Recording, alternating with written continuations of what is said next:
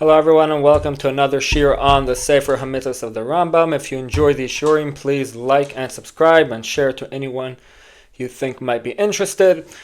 Okay, so today we're going to answer our question on Mitzvah 122, and then we're going to go on to the next Mitzvah on the Rambam, Mitzvah 123. So let's get started.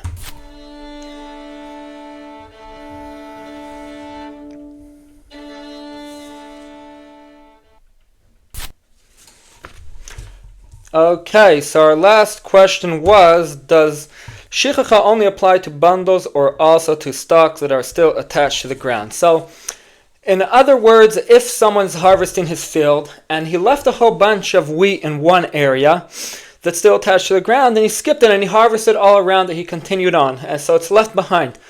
So is that also considered shichacha, even though it's attached, or is it only in something that's already detached from the ground and bundled? So that it's similar to, like we saw earlier on, that there is a din by the mitzvah of leket. We said that if you leave one or two stalks attached to the ground and you harvest it all around it, so then those stalks have a din of leket. So the question is it the same situation with shichacha? Okay, so let's start with Peya. Perek Vav Mishnah Zayin, chapter 6, Mishnah 7. So the Mishnah says, Kama sheyesh ba sa'asayim. Kama means wheat attached to the ground. Sheyesh ba sa'asayim, that it has sa'asayim, it's a big measurement. Ushechacha, and he forgot it. Eina shichacha, it's not shichacha. Ein ba sa'asayim, aval hiroi alasa sa'asayim afilu hishal tafach ra'inasa keilu yanava shel sa'arim. So it's not considered shichacha. Now, the Mishnah beforehand said the exact same thing about bundles. Bundles that have a sa'asayim, that have this measurement of sa'asayim, which is a big measurement, is not shichacha. And the reason, if I remember correctly, the reason the Yerushalmi says, why is it not shichacha? Because it says, V'shechachta oimer basadeh, you should forget a bundle in the field, not V'shechachta sadeh basadeh. Not that you should forget a field in the field. And this big measurement, a big measurement like this, is already considered a field within itself, so therefore it's not shichacha. So you see, the Mishnah continues, like we mentioned right now, Mishnah Zayin, it says the same thing by wheat that's still attached to the ground. Kama shesh ba sa'asayim shichacha eina shichacha. Kama that has a sa'asayim and he forgot it is not shichacha. So what do we apply from here? The kama that's not that such a big measurement of sa'asayim, it's a smaller measurement, then it is shichacha and it has the same din as amrim. That's what we would apply from here.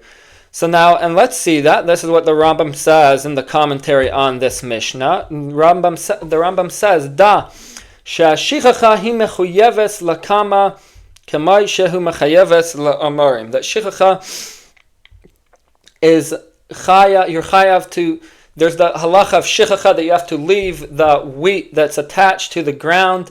If you left it and you harvested all around it, there's a chiyuv to leave that wheat, like there is a chiyuv to leave the bundles that you forget. Lefisha nemar she'amar hakasuv v'shachachta lo yisashuv lekachta. You forgot, you shouldn't return to take it. So you see the Rambam, that's what the Rambam's pointing out. He's introducing to us this concept of shichachas kama, that there's a shichacha for stalks that are attached to the ground from this Mishnah, because the Mishnah speaks about it as if we already know it. So therefore the Rambam has to add this introduction for us over here. So anyhow, that's the Rambam over here, and the Bavli Sota, if I remember correctly, it's Daf Mimhei, Daf 45a, Mimhei Ma'amud Aleph. So the Gemara says, Basada lamali miboyalei lerabba shichachas kama. Why does it say basada? Basada is inclusion. It's a riboy. Basada v'shchachta oimer basada. Why does it say basada? To include that it's not. Even though it says a bundle, that's just because that's normally the situation. But even if it's attached to the ground still, but it's like a bundle, it's a bunch of wheat that's attached to the ground that you forgot. It's coming to tell us that there's also shichacha for kama, for stalks attached to the ground. Where do Rabbanan learn this from? That there's shichacha for kama. They learn it from a different part of the pasuk. Mechiti ktsar ketzilcha besadecha, from a different place where the main point over here is that both Rabbi Yehuda and the Chachamim hold that there's shichacha to kama. So that's just what I want to point out over here in the Gemara. Now, the next thing we're going to learn is kama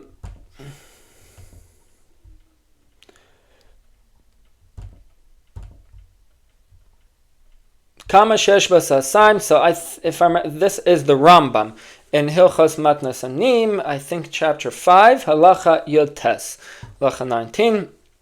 So the Rambam says, he summarizes this, kama shesh b'sasaim, he paskins, kama shesh b'sasaim meshichacha, eina shichacha. If a kama has two se'ah, like we said in the Mishnah basically, a kama that has two se'ah, which is a big measurement, it's not shichacha. Ein b'sasaim, well, I'm going to go back first, but what we see over here is that kama that kama that doesn't have a sa'asaim, it is shichacha. Kama that's less than the sa'asaim, then it is considered shichacha. Now, before I read the rest of the Rambam over here, I would like to go back to the Mishnah. The Mishnah said over there, ein ba sa'asaim. If it doesn't have sa'asaim, aval hi ra'uya la'asei sa'asaim, but it's proper, it's able to make a sa'asaim.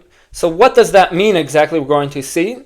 We see it as if it's a nava shel sa'arim, so meaning it's like a gurnals of barley.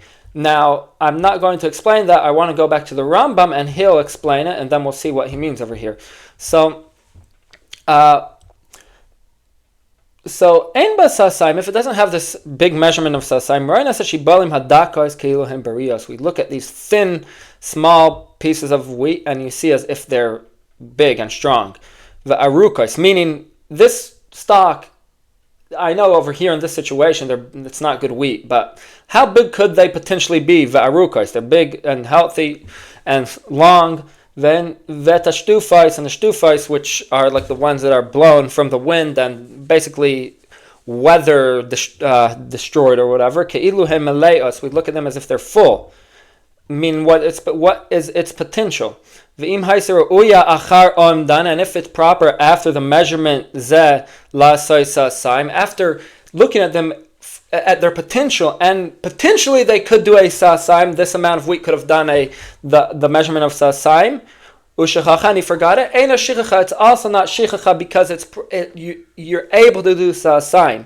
Of course, if it's less than sa'asaim and it's not able potentially to do sa'asaim, then it is going to be shichacha. But that's the difference between shichachas armim and shichachas kama. Shichachas armim, shichav bundles, we look how it is right now, not potentially what it is. Shichachas kama, but if it's shichachas kama, we see what potentially could it make, and then, or what could it have potentially made, because it's not going to make it anymore because it's already completely grown. But what could it have potentially made? And then we decide what could it have potentially produced two se'ah or not. If it could have, then it's not shichacha, but if it could not, then it is shichacha. Okay, so let's summarize the answer over here. So, like there's shichacha for bundles, so too there's shichacha with the wheat still attached to the ground, but there is no shichacha for harvested wheat which was not bundled yet. Okay, so now let's start the Rambam, Mitzvah 123.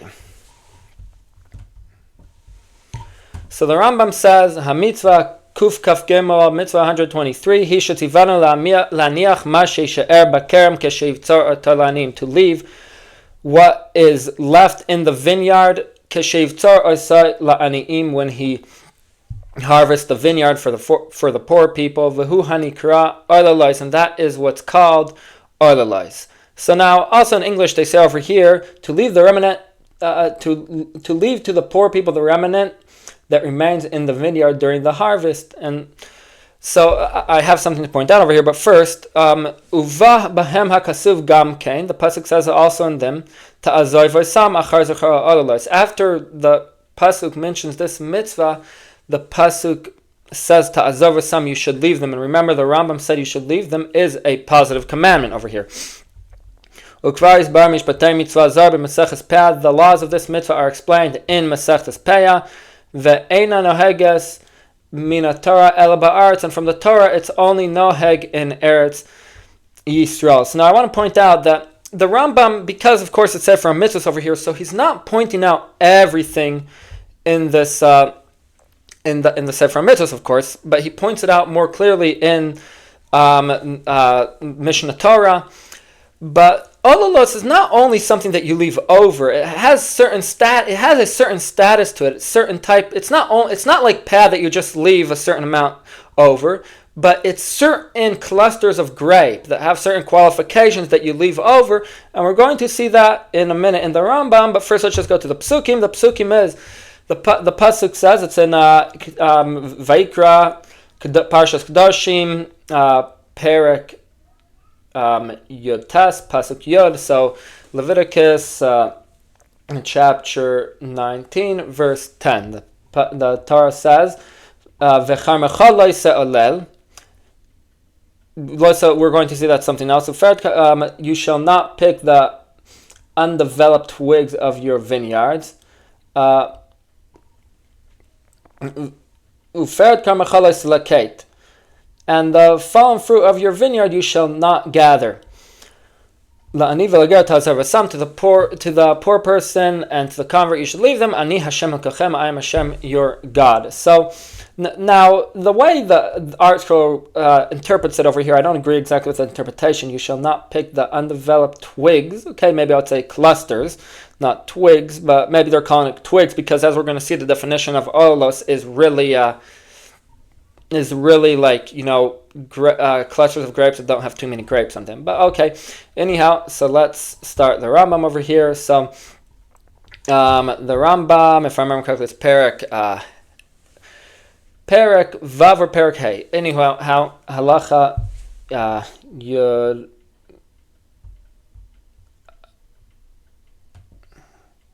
Wait, just 1 minute. Halacha.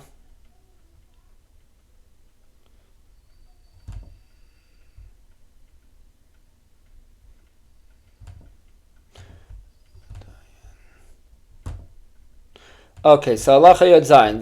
The Torah says, "Ezo Oleloth." The Rambam says, "Ezo Oleloth." What's Oleloth? Ze eshkol katan she'eino meuve ke'eshkolos. It's a small cluster of grapes that's not complete and full like the other clusters.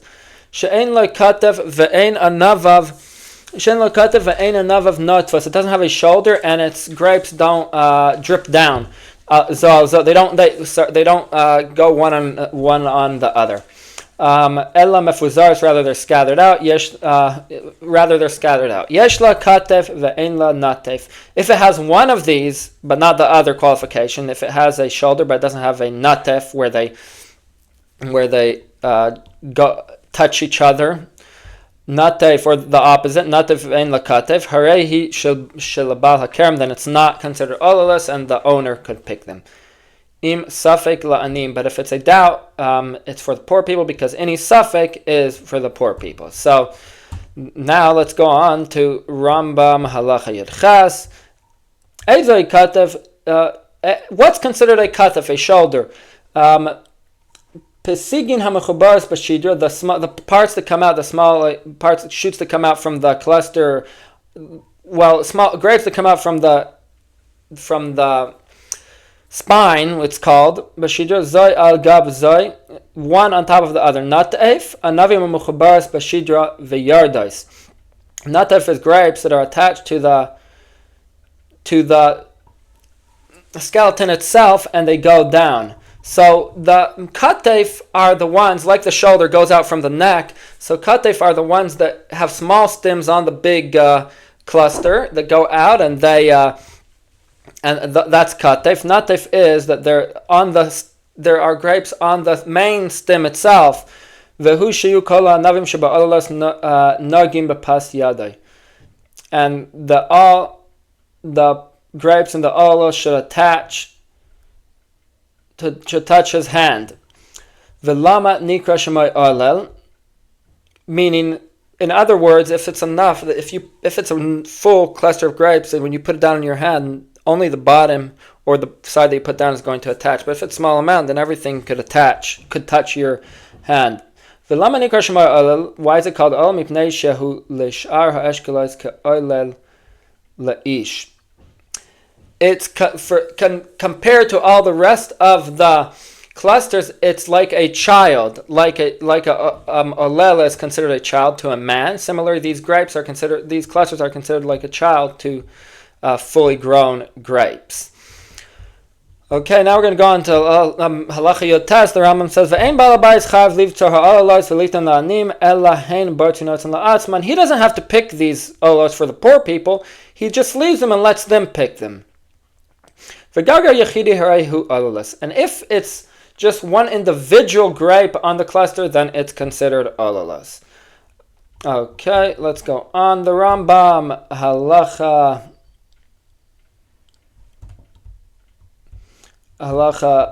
kaf aleph, kerem shekulei ololos, a vineyard that none of the grapes grew good and all of them are ololos. Harei shelanim, so you'd think they're for the poor people. Shenema v'chamecha lo se'olel.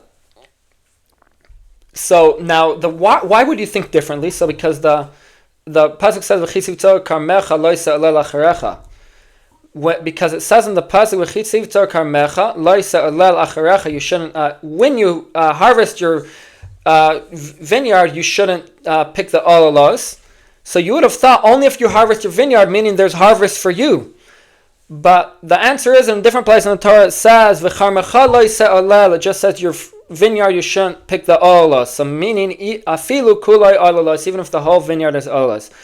Ve'ina peret ve'ololos nohagin ela bekerem bilvad. Now the laws of peret and ololos, which we only learn ololos, but next mitzvah is going to be peret, are only apply to a vineyard alone, to no other trees or fruits or anything. Only vineyard alone. Okay, so now we're going to go to this week's question, or this question. So the question is, can someone who thins out his grapes so they will grow better also pick the oleloth? So he wants to thin out his grapes because he wants them to. If you basically, like you do in every garden or whatever, you thin out some weeds. So you have to thin out the weeds, but even part of what you planted, you have to thin out. So the rest of the fruit will grow better, because if not, none of the plants will grow good, so that's not good. So also when you have a vineyard, you want to thin out. So if you have too many clusters of grapes, then they're all going to get stuck on one another, and you're not going to be able to, basically they're not going to grow good. So the question is, are you allowed to thin out? So of course you're allowed to thin out grapes, there's no problem, but the question is, are you allowed to thin out also, because you're thinning out, do you have to only thin out from your grapes and not from the olelos, or could you also use olelos thin out from the olelos? So that's the question that we'll answer, but Ezras Hashem next week, hopefully I'll be able to continue and do a shir next week on Mitzvah 124. Thank you very much.